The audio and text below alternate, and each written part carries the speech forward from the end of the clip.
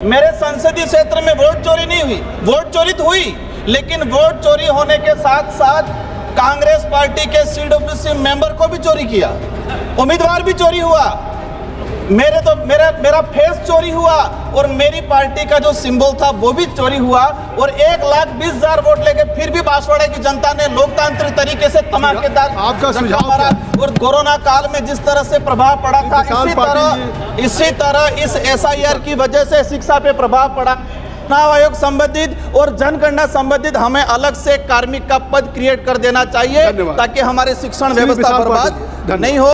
दाहोद के अंदर बीजेपी के नेता ने बूथ कैप्चरिंग करके लोगों की लाइन खड़ी थी, वो EVM मशीन लेके खड़ा रहा और पूरे वोट दबाए। राजकुमार रोड धन्यवाद सभापति महोदय। आज SIR पर सदन में हंगामेदार चर्चा हो रही है, काफी हेल्दी भी चर्चा हुई। मैं विशेषकर कम ही समय लूंगा, मैं कोशिश करूंगा कि कम समय मेरी बात रखूं। मेरा विशेषकर सत्ता पक्ष के साथियों से अनुरोध है कि देश में जो SIR को लेके कहा जा रहा है कि घुसपैठिया, तो मेरा अनुरोध है कि टोटल कितने घुसपैठिए आए थे, कहां पकड़े, कहां से आए थे, इनका डाटा जवाब में सामने आए।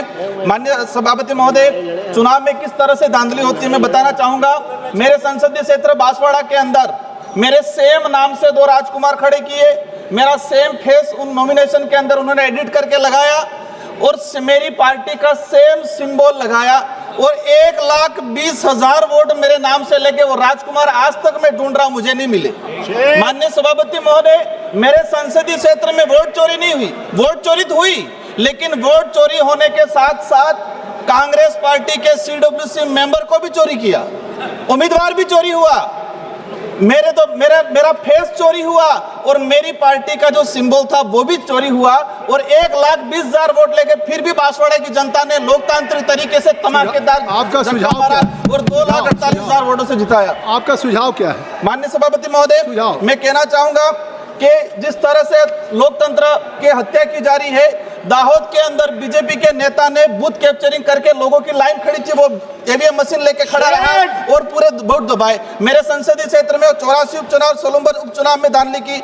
मेरा आपसे अनुरोध है कि इलेक्ट्रॉनिक कोई भी वस्तु हो, हैंग हो सकती है, तो फिर EVM हैंग क्यों नहीं हो सकता है? देश लेवल चुनाव आयोग तो कई बार बैलेट पेपर से चुनाव कराया जाए, तो बैलेट पेपर से चुनाव कराने में किस बात की दिक्कत है कि आप उनको EVM का कई बार डेमो सर, मेरा 1 मिनट पार्टी के सर मैं एक ही मिनट में अपनी बात को रखना चाहूंगा कि कोरोना काल में जिस तरह से प्रभाव पड़ा था, इसी तरह इस SIR की वजह से शिक्षा पे प्रभाव पड़ा। अधिकतर शिक्षक कर्मचारी लगाए। मेरा निवेदन है आपके माध्यम से कि देश के सरकारी शिक्षण संस्थाओं सर 30 सेकंड के लिए, 20 सेकंड 30।